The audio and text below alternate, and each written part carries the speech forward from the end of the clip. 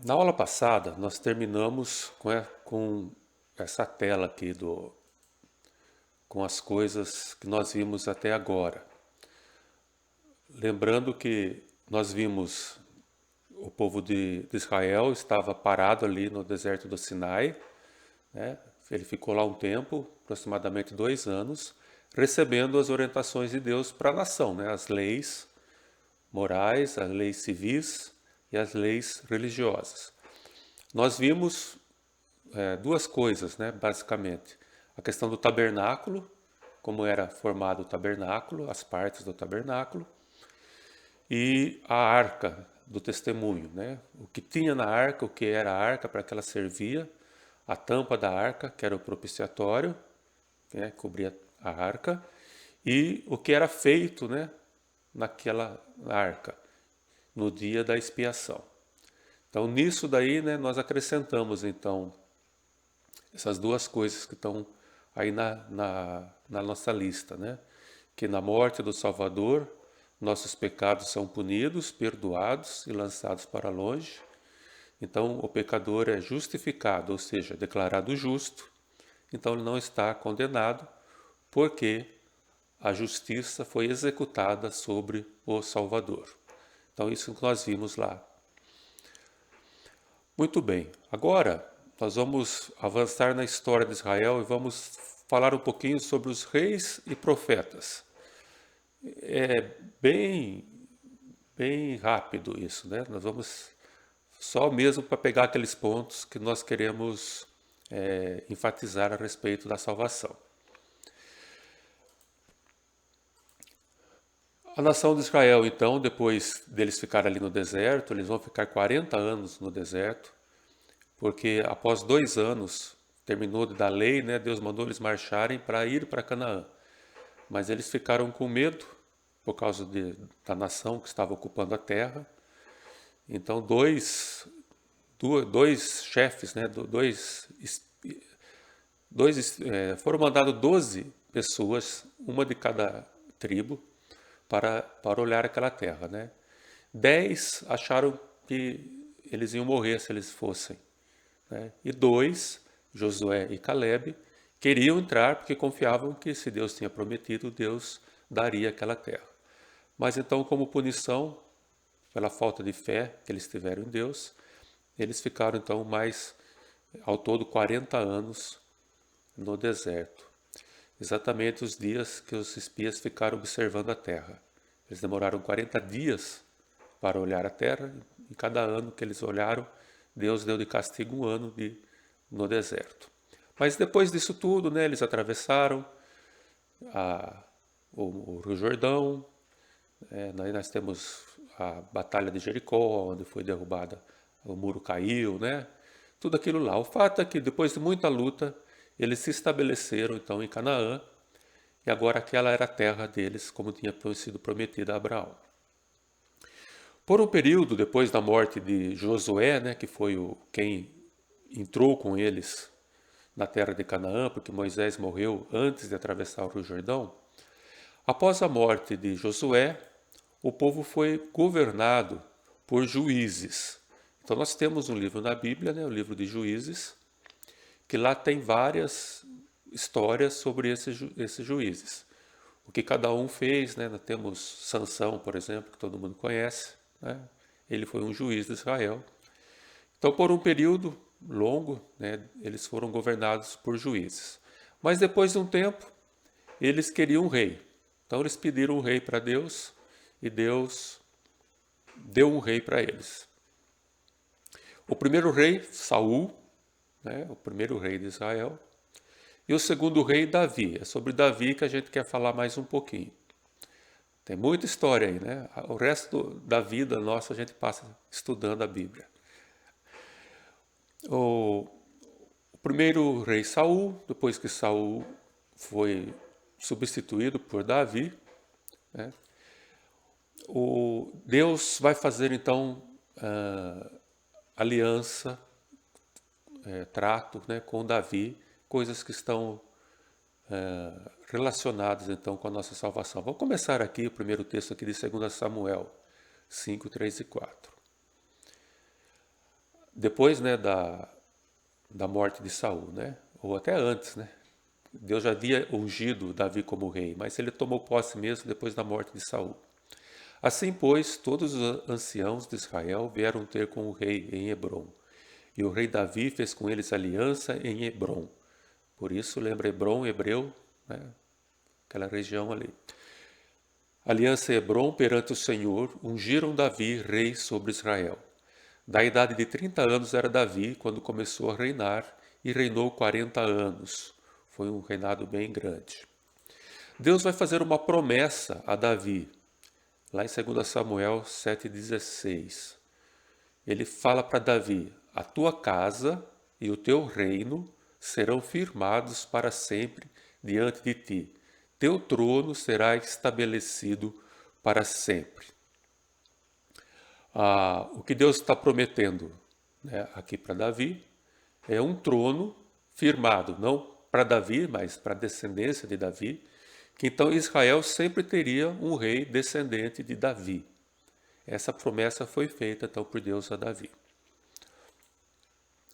Depois Davi morreu, veio seu filho Salomão, né, cumprindo a promessa de Deus.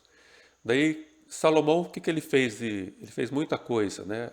O auge do reino de Israel foi o reinado de Salomão. Foi a maior área de reino e uma época que eles estavam em paz com os vizinhos, porque Deus não permitiu mais que ninguém guerreasse contra eles. Então foi o auge do reino de Israel, foi o reinado de Salomão. E interessante é que ele construiu então um templo fixo no lugar do tabernáculo. Tínhamos o tabernáculo de madeira, que era móvel, mas como agora eles estavam lá em Canaã, Davi queria fazer esse reino, né, esse templo, e ele pediu se poderia fazer, mas Deus não deixou ele fazer porque ele tinha derramado muito sangue. Então Deus não quis associar Davi com o templo. Mas ele permitiu que Salomão fizesse. Então ele juntou todas as coisas, né, deixou tudo prontinho. Quando Salomão assumiu o trono, ele construiu então o templo. Então o templo é o substituto do tabernáculo. Então no templo vai ter as mesmas divisões. O lugar santo do santo, a cortina separando os dois lugares. Depois de Salomão, a coisa vai desandar um pouco, né? Roboão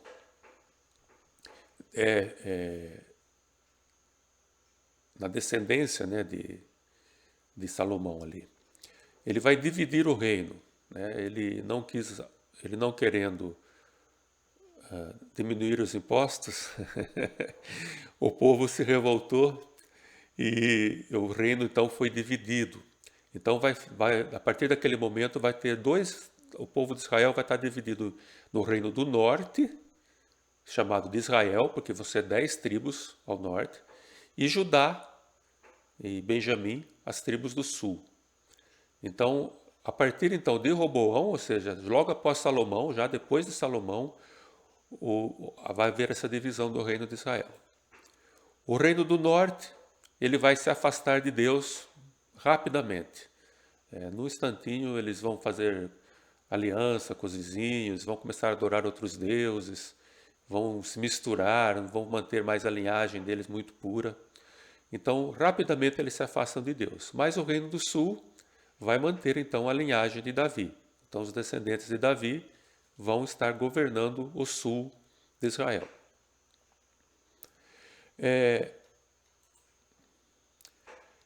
Depois de um tempo, depois que os reis de Israel começaram a desobedecer a Deus, o povo todo desobedeceu a Deus, várias profecias, vários profetas, nós vamos ver alguma coisa sobre os profetas daqui a pouco, exortaram, né, para eles voltarem para Deus, mas entre esse obedece a Deus, desobedece a Deus, obedece, desobedece, tem um bom rei, tem um mau rei, vai, até que chega um momento que Deus dá um basta, então o reino do norte vai ser levado cativo para a Babilônia, o grande império daquela época. Primeiro o reino do norte. Vai passar um tempo, o reino do sul também vai ser levado cativo. Zedequias vai ser o último descendente de Davi, que é rei em Israel, e ele vai ser levado cativo também para a Babilônia. Todos os seus filhos serão mortos, e o povo de Israel vai ser preservado lá na Babilônia, mas agora não como uma nação independente. Eles vão ficar 70 anos lá, depois eles vão voltar para Israel, mas eles nunca mais vão ter um rei da linhagem de Davi. Zedequias foi o último, né, seguindo a história. Daí vem aquela famosa pergunta que a gente faz de vez em quando aqui. Teria Deus mudado a promessa feita a Davi? Como é que fica o trono firmado para sempre? Se agora não tem mais alguém da linhagem de Davi no trono, a nação não é mais nação independente. Nós sabemos, né? Já vimos que Deus nunca muda. Então, obviamente, né? Vai ter uma maneira desse trono ser firmado para sempre. Isso vai estar relacionado, então, com o Messias, com o Salvador. Mas fica lá para frente para a gente ver na Bíblia a confirmação disso. Nós temos duas perguntas pendentes aqui. Essa e a outra é como pode um homem nascer sem pecado. Tem essas duas para a gente ver. Essa é a nossa tabela, né? E agora eu vou fazer para vocês uma outra, que nós vamos substituir essa agora por essa outra aqui. De um lado, nós vamos pegar todas aquelas coisas que estão lá e colocar aquilo que está relacionado à salvação, certo? Todos esses tópicos aqui. Tem caráter substitutivo, né? Um vai morrer no lugar de muitos. É necessário reconhecer-se pecador e perdido, é necessário ter fé na solução de Deus. É Deus quem escolhe quem vai ser salvo, independente das obras. É pela misericórdia que a salvação é exercida, né, sobre os seus escolhidos, pura misericórdia de Deus. Ela é possível porque Deus vai imputar a justiça do Salvador ao pecador, né? Os salvos vão ser declarados justos, então tornados justos, justificados. E vimos que tudo isso é Deus quem sustenta. É Ele que mantém todas essas coisas. E do outro lado, nós vamos pegar aqueles tópicos que estavam lá e vamos colocar agora sobre o Salvador. Será um homem, ele vai ser morto, derramará sangue. Ele é da linhagem de Abraão, Isaac e Jacó. E ele não pode ter pecado. Então, tudo isso é que nós vimos até aqui. Então, daqui para frente agora a tabelinha vai ser essa, não mais aquela lá.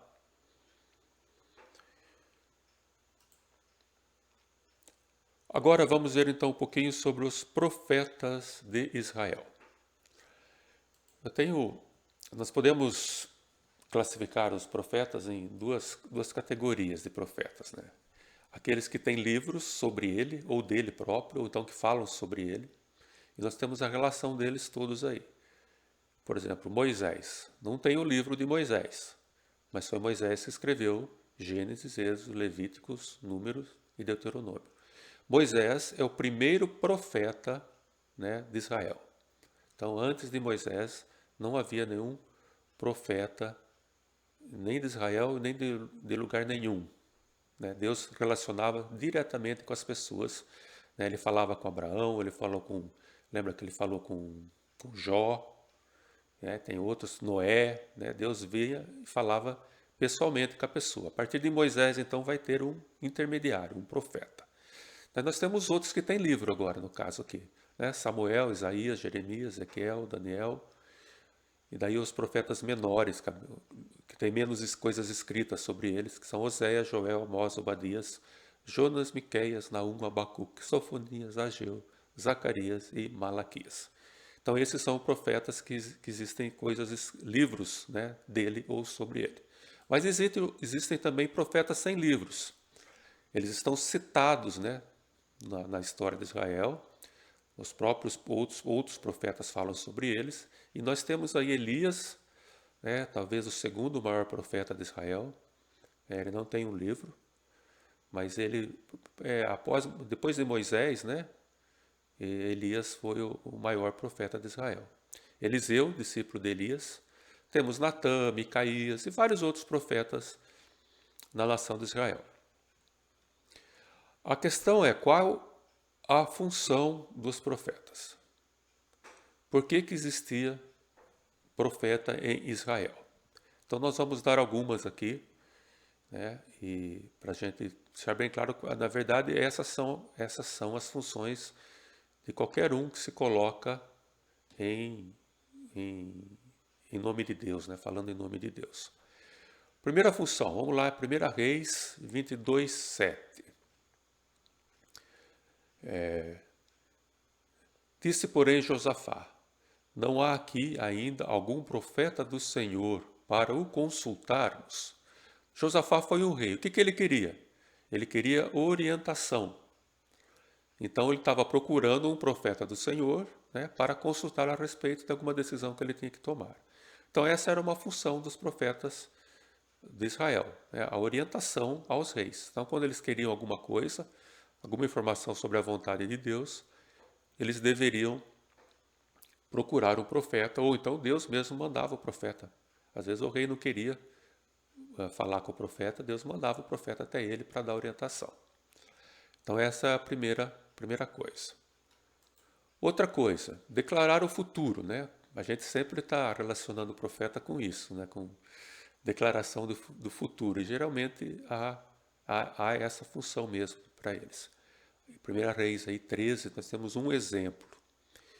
Eis que por ordem do Senhor veio de Judá a Betel um homem de Deus, e Jeroboão estava junto ao altar para queimar incenso. Jeroboão era o rei, certo? Clamou o profeta contra o altar, por ordem do Senhor, e disse: altar, altar, assim diz o Senhor. Eis que um filho nascerá à casa de Davi, cujo nome será Josias, o qual sacrificará sobre ti os sacerdotes dos altos que queimam sobre ti incenso, e ossos humanos se queimarão sobre ti. O que estava dizendo o profeta? Né? Que lá na frente ia nascer um rei da casa de Davi, cujo nome será Josias. E esse rei realmente nasceu séculos depois disso daqui, né? Dezenas de anos depois. Então o que ele declarou esse futuro? Falou o nome do rei, seria Josias, e o que ele iria fazer, né? O que estava acontecendo ali?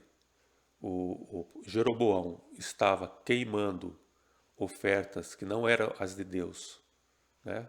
Ali eles estavam sacrificando pessoas, animais impuros, não estavam obedecendo a Deus, abandonando a Deus. Então o profeta disse que no futuro esse Josias que viria, ele vai restaurar o culto e vai pegar esses sacerdotes que estão fazendo o povo se desviar de Deus e vai queimá-lo, né, sobre esses próprios altares que eles estavam fazendo.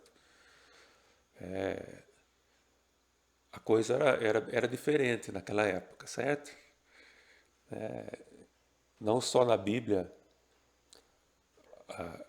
toda a história, nós vamos pegar toda a história, nós vamos ver que era assim que as coisas eram resolvidas naquela época, certo? Não tinha muito mimimi não, que nem hoje. Então essa é a segunda função dos reis, né? Declarar o futuro. Terceira, exortar contra pecado. É a função do profeta também. Joel 2, temos um exemplo. Ainda assim, agora mesmo, diz o Senhor, convertei-vos a mim de todo o vosso coração, e isso com jejuns, com choro e com pranto. Rasgai o vosso coração, e não as vossas vestes.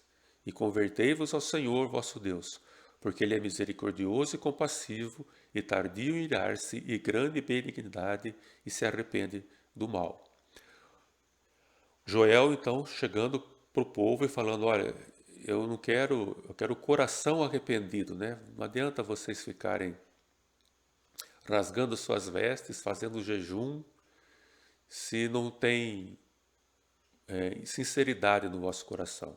Então, a exortação do profeta é, voltem para mim, né, de todo o coração, façam jejuns, mas com choro e com pranto, de fato, de coração. Então, essa era uma função do profeta, né? Ele vinha e exortava o povo quando tinha algum pecado.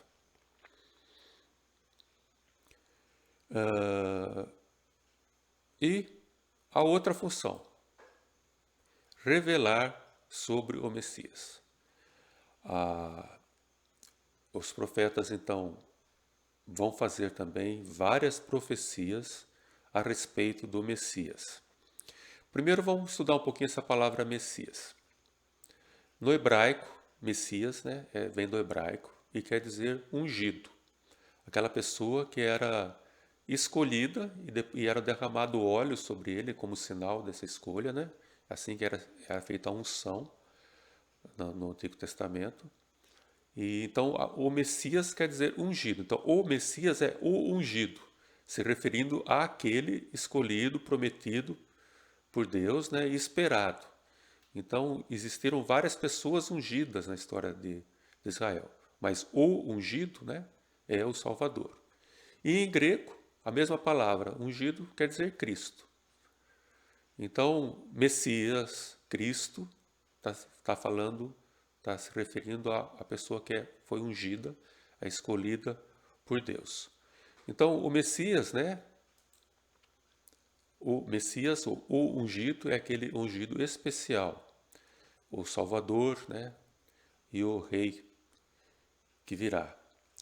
Então, essa é o significado da palavra Messias e Cristo. Então, quando nós falamos, por exemplo, Jesus Cristo, nós estamos falando que Jesus é o nome, né? Quer dizer Salvador, Cristo, ungido. Então, Salvador ungido. Jesus Cristo quer dizer isso. Jesus, o Messias, a mesma coisa, né? Um no hebraico, outro no grego. Pois bem, nós vamos continuar. Vai dar tempo de a gente ver. Agora, então, as revelações sobre o Messias que os profetas nos trouxeram.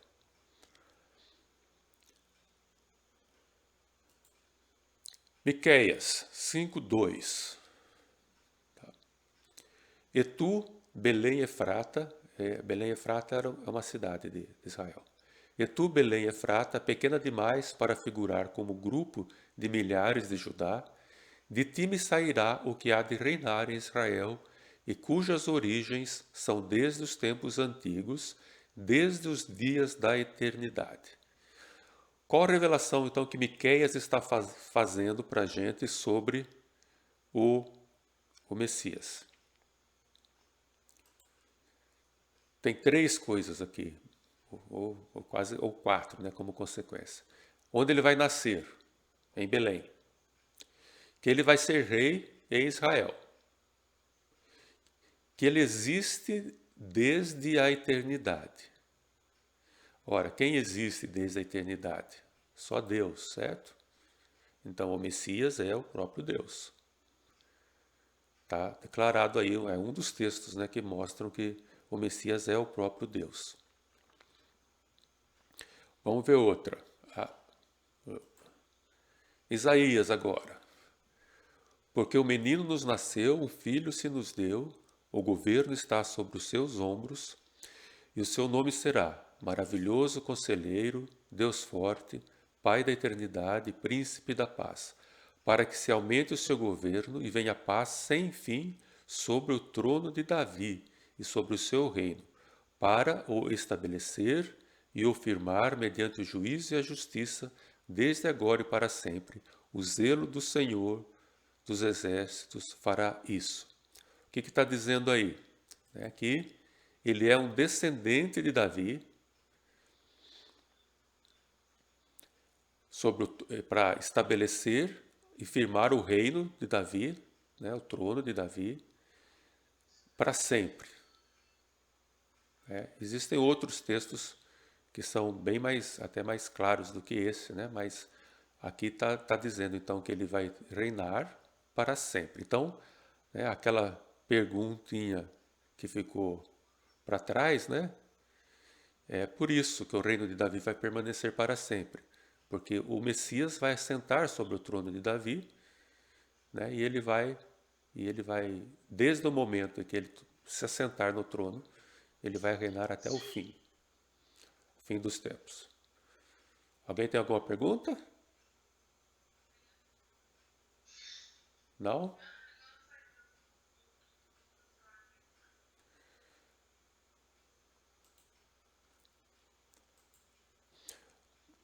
Então essa é mais uma informação que nós temos. Mais uma. O que? Portanto, o Senhor mesmo vos dará um sinal. Eis que a Virgem conceberá e dará à luz um filho e lhe chamará Emanuel. Aí é em Isaías também esse texto. O que nós vemos nesse texto? Mais informações. Vai nascer de uma virgem, né, uma pessoa que não teve relações com homem nenhum. E o nome dele é Emanuel. Emanuel significa Deus conosco. Certo? Então, é Jesus, né? Salvador, mas é Deus conosco, Emanuel. Então, mais essas informações.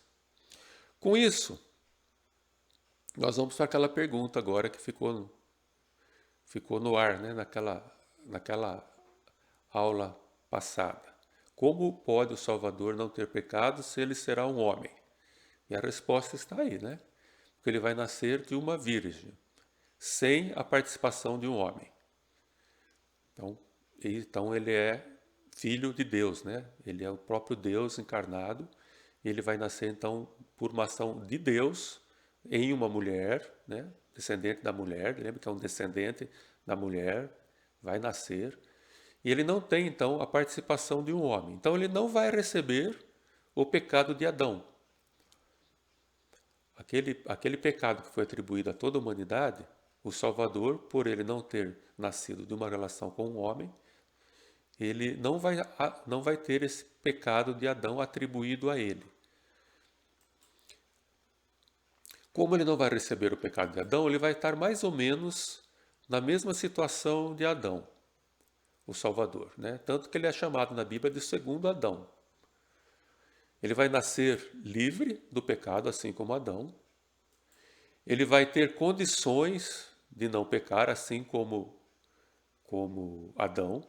Lembra que hoje nós nascemos em pecado, né? Com o pecado.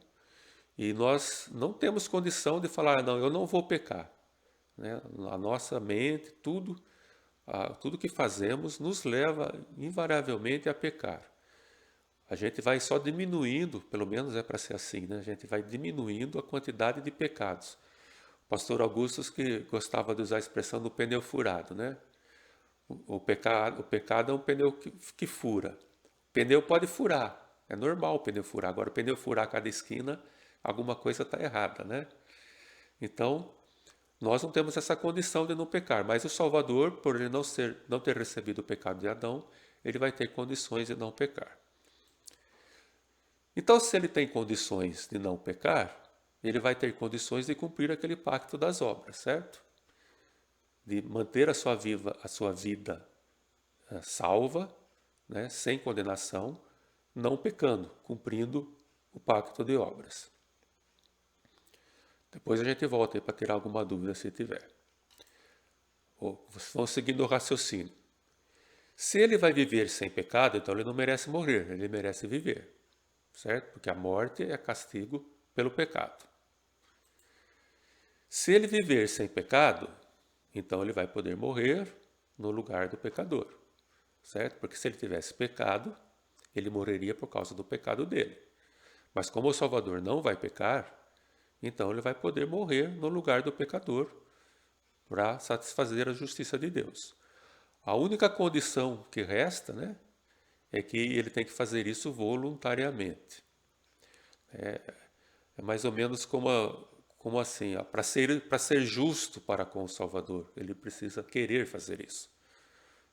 É mais ou menos assim, se você, por exemplo, alguém bate no carro, tem um acidente na estrada, 2 carros batem, uma Ferrari e um Corcelzinho velho, né? Daí o cara não tem condição nenhuma, né, de arcar com as despesas daquele carro, né, porque ele é pobre. Daí passa, nesse instante, aquele trânsito está ali tumultuado, né? Daí tem um guarda lá, que está lá olhando, ele vê lá alguém com uma BMW lá parada do lado, vai lá no cara e fala assim, sai daí, vem aqui que você vai pagar você vai pagar o prejuízo que esse pobre senhor fez aqui, né? Vai lá, se o guarda fosse lá, fizesse isso, a gente ia falar, não, espera aí, isso não é justo, né? Como que a autoridade vai obrigar alguém a pagar o erro do outro? Então isso não é justiça.